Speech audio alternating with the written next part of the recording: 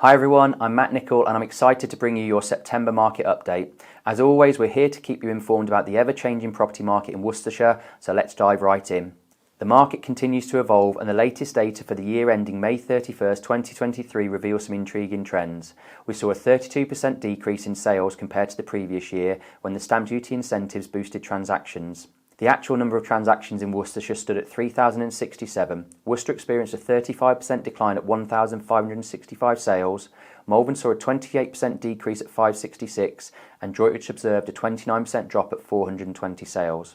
But hold on, here's where it gets interesting. Despite these fluctuations, transaction values across the county have still shown growth. Malvern's average transaction value reached an impressive $312,500, which is up 6%. Droitwich wasn't far behind at $296,200, also experienced a 6% rise. And in Worcester, where 43.4% of sales were recorded, the average sales price increased by 7% to $260,400. If we take a broader view, we can observe the increases in average sales prices over the last 5 years. Worcester and the WR postcode in general have both enjoyed 25% rise, while Droitwich experienced a 21% increase.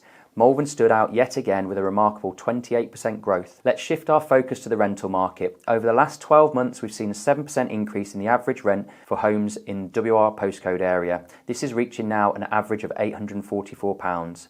Interestingly, flats constituted 40% of properties let, achieving an average rent of £709 per month, while houses secured an even higher figure at £969 per month. Droitwich's average rent of £757 is 10% lower than the overall Worcestershire average, with flats averaging £573 and houses at £921, which is 5% lower than the wider average. Malvern's rental market stood out with a 2% increase in average rent reaching £861. 44% of properties were flats, averaging £786 per month, while houses achieved £932. Meanwhile, Worcester remained close to the average with an average rent of £819. Let's dive into some intriguing insights. Did you know that over 8.1 million owner-occupiers in England and Wales now own their homes outright?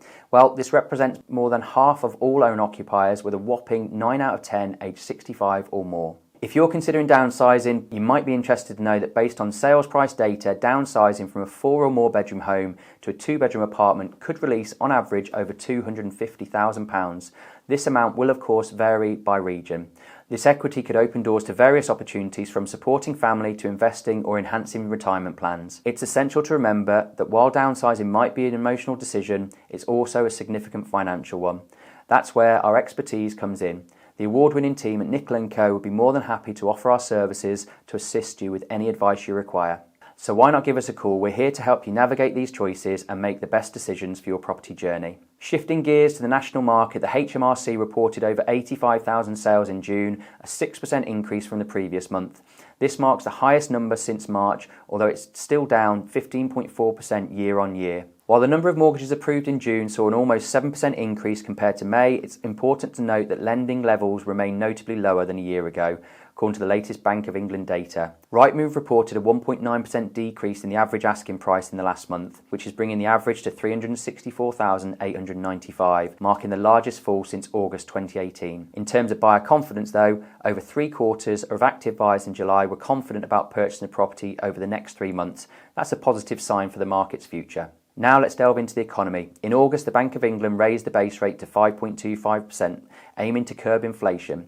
The bank anticipates the inflation to slow to 5% by the end of the year. On the economic growth front, the UK economy expanded by 0.5% in June, following a minor contraction in May and growth in April. Meanwhile, inflation dipped 6.8% in July, down from June, representing its lowest level since February 2022. Core inflation, however, remained at 6.9%. Moving on to the lettings market again, annual growth in rental prices in the UK reached a robust 5.3% in July, the strongest since records began. A monthly increase of 1.1% took the average rent on newly agreed contracts to £1,243, making a 10.3% year-on-year increase. According to research by Savills, 75% of mortgaged buy-to-let properties boast a loan-to-value ratio of less than 60%, with 1 in 3 at less than 50%. This suggests a stable landscape for landlords in most scenarios. Before we wrap up, I want to remind you, amid the ever-changing dynamics of the market, access to clear, evidence-based insights is vital to making informed choices. With nearly 2 years of experience, I'm here to ensure you have access to expert advice. Feel free to reach out to me via our website or follow us on social media for regular updates. Thanks for joining me, and remember, when it comes to navigating the property market, Nicol Co has your back. Stay informed, stay empowered, and don't hesitate to ask if you have any questions.